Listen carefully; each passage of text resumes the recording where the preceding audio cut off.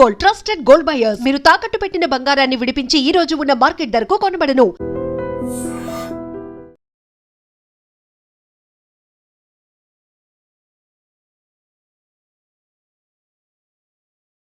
తుని మండలం సిహెచ్ అగ్రహారంలో 6 రోజుల క్రితం 3 సంవత్సరాల చిన్న పాప జాహ్నవి కనిపించకుండా పోయింది. ఆ కుటుంబ సభ్యులు తల్లడిల్లిపోతా ఉన్నారు. అసలు మా పాప ఏమైంది, ఇన్ని రోజులైనా ఎందుకు కనిపించడం లేదని చెప్పి గుండెలు బాదుకుంటూ రోధిస్తూ ఉన్నారు. పోలీసులు వెతుకుతా ఉన్నారు. ఇంతవరకు కనీసం ఒక్క క్లూ కూడా దొరకలేదు. ప్రస్తుతం పాప తల్లితో నేనున్నాను. ఆమె ఇంట్లో నేను ఉన్నాను. 6 రోజులుగా ఆమె ఏడుస్తూనే ఉంది. అసలు ఏంటి, అసలు ఎందుకు తప్పిపోయింది, ఆ తప్పిపోయే రోజు అసలు ఏం జరిగింది, తల్లి మాటల్లోనే మనం తెలుసుకునే ప్రయత్నం చేద్దాం. అమ్మా, మీ పేరమ్మా? శంకర్ భవాని. భవాని. అసలు ఏం జరిగిందమ్మా? ఉదయం 11:30కి అట్లా నడుచుకుంటూ వెళ్తుందని చెప్పేసి తెలిసింది. ఆ టైంలో మీరు ఎక్కడున్నారు, ఏం జరిగింది అప్పుడు? అదే శనివారం ఏదైతే జరిగిందో అదే శనివారం ఉదయం వరకు పాప మాతనే ఉంది సార్. మధ్యాహ్నం 11 ఆ టైంకి వాళ్ళ నాన్నగారు షెడ్ దగ్గరికి గుమస్తా గారు ఫోన్ చేస్తే పని ఉందని వాళ్ళ నాన్నతో కూడా పాప వెళ్ళింది సార్. మళ్ళీ వాళ్ళు నాన్నతో పాటు వెళ్ళింది సార్. వెళ్ళిన తర్వాత వాళ్ళు రిటర్న్ వచ్చే టైంకి నేను మా చిన్న అమ్మాయికి స్నానం చేపిస్తున్నాను సార్. అక్కడే వచ్చి తీసుకొచ్చి నుంచి మళ్ళీ రిటర్న్ బండి మీద వచ్చేసారు. గుమస్తా గారును మా ఆయన గారు బండి మీద తీసుకొచ్చి పాపని నాకు అప్పచెప్పారు సార్. నుంచో పెట్టాడు సార్ పక్కన. నేను ఇలా స్నానం చేపినప్పుడు కూడా పాప ఒంటరిగా వెళ్ళిందా? మీకు సీసీ ఫుటేజ్ ఏదైతుందో అది రాంగ్ గా పెట్టారు సార్. జరిగింది చెప్తున్నాను సార్. వెళ్ళింది సార్. వెళ్ళడం మళ్ళీ రిటర్న్ వచ్చేటప్పుడు బండి మీద తీసుకొచ్చేస్తాను. తీసుకొచ్చి ఇక్కడ నుంచో పెట్టారు. పాపని చూడు ఇలా చిన్న పని ఉంది, తోటలోనే పని ఉంది, వెళ్తున్నాను అన్నాడు. మళ్ళీ వాళ్ళ నాన్న వదలలేక మళ్ళీ ముందుకు వెళ్ళింది సార్. అక్కడ వరకు వెళ్ళింది. అక్కడ మళ్ళీ రిటర్న్ తీసుకొచ్చి మళ్ళీ నా దగ్గర నుంచో పెట్టాడు. 2 సార్లు ఇంట్లో వదిలిపెట్టి వెళ్ళారు. ఇక్కడే సార్ ఈ పక్కన. అంటే అంతలోకి నేను చిన్న అమ్మాయికి స్నానం చేపించి నుంచున్నాను. వాళ్ళ నాన్న బండి మీద వెళ్ళిపోయాడు సార్. ఇలాగే వెళ్ళాడు. ఆ అమ్మాయి ఏడుస్తుంది సార్. మీరు సిసి ఫుటేజ్ లో చూసుంటారు. నేను అమ్మాయిని పట్టుకున్న తర్వాత అప్పుడే ఈ అమ్మాయి చిన్న అమ్మాయి ఏడ్చింది, పెద్ద అమ్మాయి ఆ టైంలో ఏడ్చింది. ఇంక పెద్ద అమ్మాయి అలవాటే కదా ఇదంతా ఇప్పటిలాగే ఇక్కడ ఆడుకుంటుంది అనుకున్న టైంలో పాపని తను అలా వదిలేసి పెద్ద అమ్మాయిని చిన్న అమ్మాయిని లోనకి తీసుకెళ్లి పాలు పట్టి డ్రెస్సింగ్ చేశాను సార్. మళ్ళీ వచ్చి ఒకసారి బయటకు వచ్చి చూసాను, పాప కనిపించలేదు. ఇక్కడ ఎక్కడైనా ఆడుకుంటుందేమో, లేదంటే నా దగ్గర ఆడుకుంటుందేమో. ఎప్పుడు ఇలాగే కదా ఉంటుంది, రోజు జరిగేది అదే సార్. ఏదైనా ఎప్పుడైనా వచ్చి వెళ్ళిపోయాడు కదా వాళ్ళ డాడీ, బండి మీద వెళ్ళిపోయాడు కదా. ఇక్కడ మామిడి చెట్టు ఉంటుంది సార్, అక్కడికి వెళ్ళిపోయి పాప ఆడుకుంటా సార్. వాళ్ళ డాడీ కొంచెం దూరంలో వెళ్ళి ఆడుకుంటా సార్. ఈ చుట్టుపక్కల ఆడుకుంటుంది కదా అన్న ఇదిలోండి ఈ అమ్మాయి ఆడడంతో ఈ అమ్మాయి దగ్గర ఉండిపోయింది సార్. లోన్ ఆడుకుంటానులే, ఆడుకొని ఇంటికి వచ్చేస్తుంది కదా, తనకేమైపోద్ది. ఎప్పుడు ఇలాంటి ముందు కూడా అట్లా ఇల్లు ఆడుకుని వచ్చేసేది. ఆ షెడ్ వరకు వెళ్ళి సార్ తను ఒక్కరితో వెళ్ళిపోయేది. మళ్ళీ రిటర్న్ వచ్చేసి సార్. కన్నా ధైర్యంతో నేను లోన్ చూసుకుంటున్నాను. మా ఆయన గారు వాళ్ళ పిన్ని గారు ఇంటి దగ్గర చిన్న దొడ్డుగుల్లో పెట్టాడు సార్. తెల్లవారుజామున పెట్టాడు సార్. మార్నింగ్ లేసి ఇక్కడికి వచ్చేసాడు సార్. ఇక్కడికి వచ్చేసి ఆ రోజు మార్నింగ్ నుంచి ఉదయం నుంచి సాయంత్రం వరకు తోటలో పనిచేశాడు సార్. నైట్ 9:30-10 ఆ టైంలో తోటలో పనిచేసి బోర్లు కోయడానికి జనాలు వస్తే వాళ్ళ దగ్గర నుంచి ఇంటికి వచ్చేసి కూర్చున్నాడు సార్. ఫ్రెష్ అవుదామని వాళ్ళు వాళ్ళ కారు మీద ఒక 5-6 వచ్చి మా ఆయన్ని కొట్టి కాలర్ పట్టుకుని తీసుకెళ్లారంట సార్. కొట్టారు సార్. కొట్టారంట. కారు నేను తీసుకొచ్చి మీకు అప్పచెప్పేస్తాను ఉండండి అన్నాడంట సార్. ఒప్పుకోలేదండి సార్. కారు ఎక్కడ ఉందో మాకు చూపించన్నాడు సార్. చూపించండి పలానా ఆ దొడ్డుగుల్లో తీసుకెళ్లాడు సార్ మా ఆయన. మా కారులో మా ఆయన గారిని తీసుకెళ్లాడు సార్. అక్కడ పలానా ప్లేస్ లో మా ఆయన కారు ఉందని చెప్పాడంట సార్. చూసి అవతల 3 దిగారంట సార్ కారు కోసం, మా కారు కోసం. మా ఆయన ఫోన్ స్విచ్ ఆఫ్ చేస్తారంట. చేసేసిన తర్వాత సరికొక పక్కన ఉండి మా ఆయన్ని నొక్కేశారంట సార్. బయటికి నోరెట్టడానికి లేదంట. అవతల వాళ్ళు ఎవరైతే 3 దిగారో అందులో కారు ఎట్టుకెళ్ళిపోయేటప్పుడు 2 వెళ్ళిపోయారు, ఒకడు దొరికేశాడు సార్. దొరికే కానీ 4 తన్ని నక్కబిల్ స్టేషన్ కి అప్పచెప్తే ఇలా జరిగింది, మీ కారు తెలియపోను, మీ అబ్బాయి తెలియపోను, నేను దొరికడం వల్ల మీకు తెలిసింది, లేదంటే ఛాన్స్ లేదు మీరు దొరకడానికి అని చెప్పాడు సార్. ఏదైతే మనకు దొరికిపోయాడు అతను. ఊళ్ళోకి అతను పాపని పింఛన్ గోరని తోటకు సంబంధించిన కొండవారిని చూశాడంట. ఆయన చూసి పాప దగ్గరికి వెళ్తే కుక్క వెళ్ళనివ్వలేదు, దగ్గరికి రానివ్వలేదంట. అతను వెళ్ళి ఊళ్ళోకి అన్నితో చెప్తే అవన్నీ ఎదుక్కుంటూ వచ్చి నాతో చెప్పాడు సార్, మీ పెద్ద అమ్మాయి ఎక్కడ ఉంది? ఉమ్, నా దగ్గర లేదని వాళ్ళ నాన్న దగ్గర ఉంది అన్నాను. ఉమ్, అంటే ఒకసారి ఫోన్ చేసి కనుక్కో అన్నాడు. ఉమ్, అంటే నువ్వే చేయి, బ్యాలెన్స్ లేదు అని నెంబర్ చెప్పాను. ఉమ్, నెంబర్ చెప్తే చేసి కనుక్కున్నారు. లేదు నా దగ్గర లేదు, వాళ్ళ అమ్మ దగ్గర ఉంది, ఇంటికాడే ఉందని మా ఆయన గారు చెప్పారు. ఉమ్, ఏమైందని అంటే ఇలా చెప్పాడు సార్, మీ పాప అక్కడ కనిపించిందంట, ఉమ్, ఇలా నాకు పలానా వ్యక్తి చెప్పాడని చెప్పాడు సార్.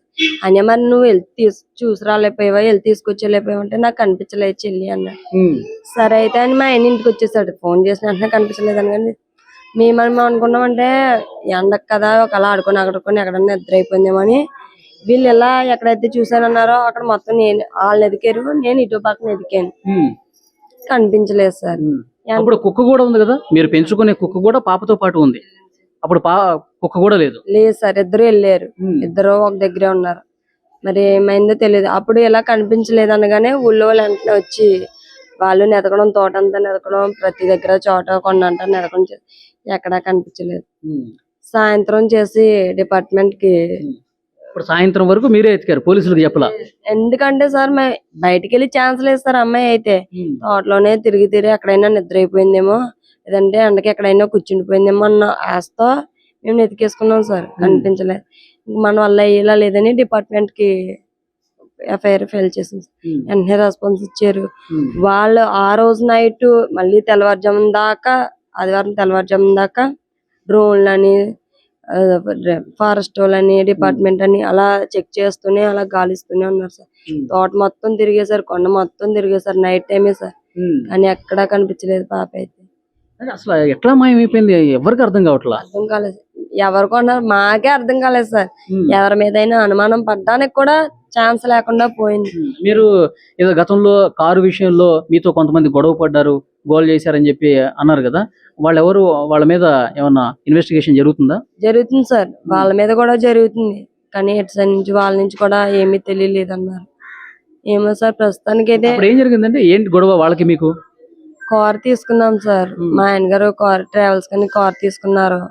వేరొక తునాయన మహేష్ అన్న ఆయన 2 నెలలకి లీజు కావాలని నెలకు 40,000 అని చెప్పి తీసుకున్నాడు సార్. ఆయన ఏం చేశాడంటే అడ్వాన్స్ ఇస్తున్న అమౌంట్ 10 రోజుల్లో 25,000 ఇచ్చాడు సార్. నా అమౌంట్ పే చేయలేదు. మనం ఫోన్ చేస్తే రెస్పాన్స్ ఇవ్వలేదు డబ్బుల కోసం. ఇలా కాదు, 1 నెల అమౌంట్ ఇవ్వలేదు, 2వ నెల అమౌంట్ ఇస్తాడని మా ఆయన గారు జీపీఎస్ ద్వారా వెళ్ళి సెకండ్ కీ ఉంటే ఆ కీతో బండిని తెచ్చేసాడు సార్. ఈ బండి మీరు తెచ్చేసుకున్నారు? తెచ్చేసుకున్నాం. ఉమ్, మా ఆయన గారిని కార్ని పత్తిపాడు స్టేషన్ లో హ్యాండ్ ఓవర్ చేస్తారండి. ఇంకా మళ్ళీ ఒక వారం పోయిన తర్వాత ఈ రోజు శనివారం కార్ గురించి జరిగింది సార్. ఇలాగా మళ్ళీ శనివారం వచ్చి ఇద్దరు వచ్చి మా అత్తయ్య గారిని పని చేసుకుంటే మాస్క్ వేసుకుని వచ్చారండి సార్. ఇద్దరు ఉమ్, మీ అబ్బాయి గారు ఏరని అడిగితే లేడమ్మా బయటికి పని నుండి వెళ్ళాడని చెప్పిందండి సార్. వెంటనే స్పీడ్ గా వెళ్ళిపోయారండి సార్. ఇంకా మా అత్తయ్య గారిని ఏమనలేదంట. మాస్కులు పెట్టుకుని వచ్చారు? మాస్కులు పెట్టుకుని ఓన్లీ కొల్లంగా కనిపించేలాగా, బండి నెంబర్ కూడా కనిపించలేని విధంగా వచ్చి అడిగి వెళ్ళిపోయారండి సార్. ఉమ్, వెళ్ళిపోయి ఇంకా 3 నెలల వరకు గొడవ అలా సాగుతూనే ఉంది. మీ ఆయన కొట్టినప్పుడు నేను బతకనివ్వు, చంపేస్తాం ఇట్లా అన్నారా?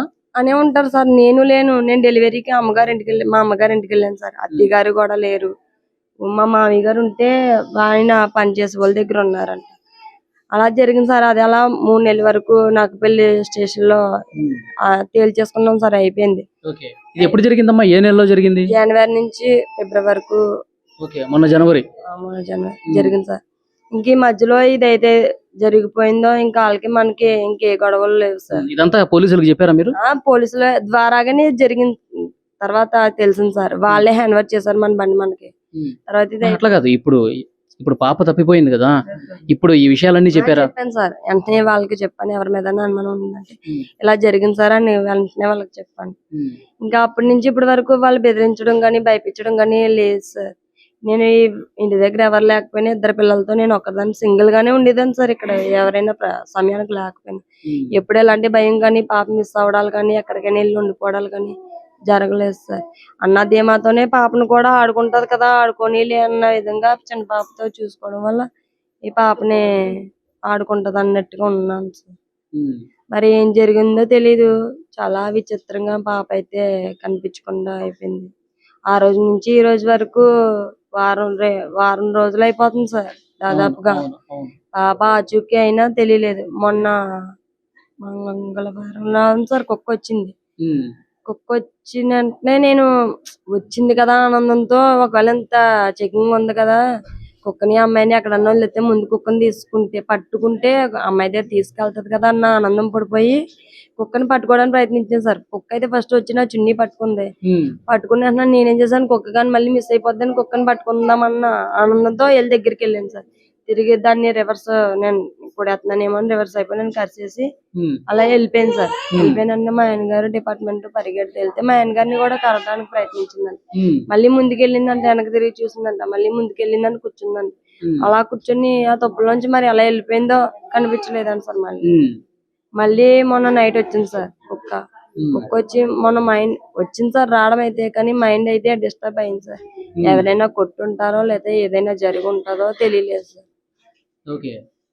సో కుక్క ఇప్పుడు జీపీఎస్ పెట్టారు కాబట్టి ఇప్పుడు ఎక్కడెక్కడికి వెళ్తుందో అక్కడికి వెళ్దామని చెప్పి పోలీసులు అనుకుంటున్నారు. అదే ఇంకా మీ ఫ్యామిలీ మెంబర్స్కి ఇంకేమైనా అనుమానాలు ఉన్నాయా? లేదు సార్, అనుమానాలు అంటే మాకు గొడవలు కానీ, నా ఫ్యామిలీ నుంచి కానీ, అమ్మగారి సైడ్ నుంచి అత్తగారి సైడ్ నుంచి ఏ ఫ్యామిలీ గొడవలు కానీ ఏమీ లేవు సార్. గొడవ అంటూ ఉన్నదంటే ఆ కారు గొడవే. మరి ఇందులో ఎవరు చేశారన్నదే అనుమానించడానికి లేదు సార్. ఎవరితో మా గొడవలు కానీ విరోధాలు కానీ ఈ చుట్టుపక్కల ఎవరు నాకు ఎవరో తెలిసిన వాళ్ళు లేరు. ఊహించుకోవడానికి కూడా దారి లేకుండా పోయింది సార్ ప్రస్తుతం. ఇంత గాలింపులో ఇంత చెకింగ్ లో ఏటి దేశానికే పేరు వెళ్ళిపోయింది సార్. ఇంత చిన్న క్లూ గోరంత క్లూ కూడా దొరకడానికి మాకు ఛాన్స్ లేదు. ఇప్పుడు పాపకు సంబంధించిన కొన్ని వీడియోలు వస్తా ఉన్నాయి.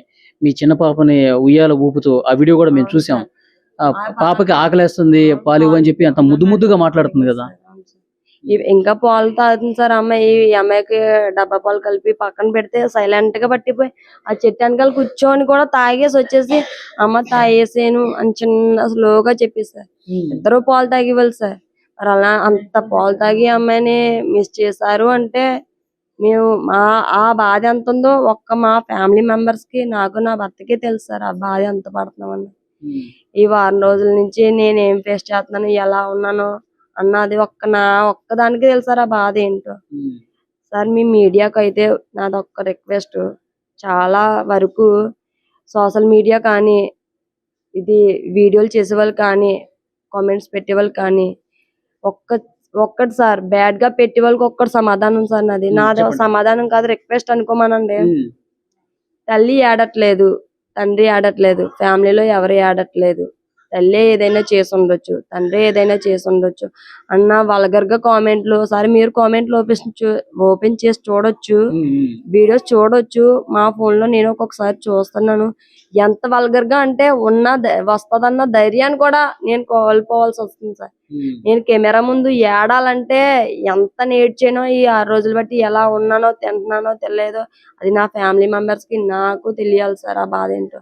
మీరు చూసేసింది, మీరు చెప్పేసింది, వాళ్ళు అంటుంది ఏదైతే అంటున్నారో కొంచెం తగ్గించుకొని నా బాధను అర్థం చేసుకొని బ్యాడ్ కామెంట్లు ఏవైతే ఉన్నాయో, బ్యాడ్ వీడియోస్ ఏవైతే ఉన్నాయో అవి డిలీట్ చేస్తారని, నా ఉన్న నమ్మకాన్ని నిలబెడతారని, పాప రావాలని ఆశీస్సులు ఇస్తారని, కామెంట్లు చేస్తారని నా మనస్ఫూర్తిగా కోరుకుంటున్నాను సార్.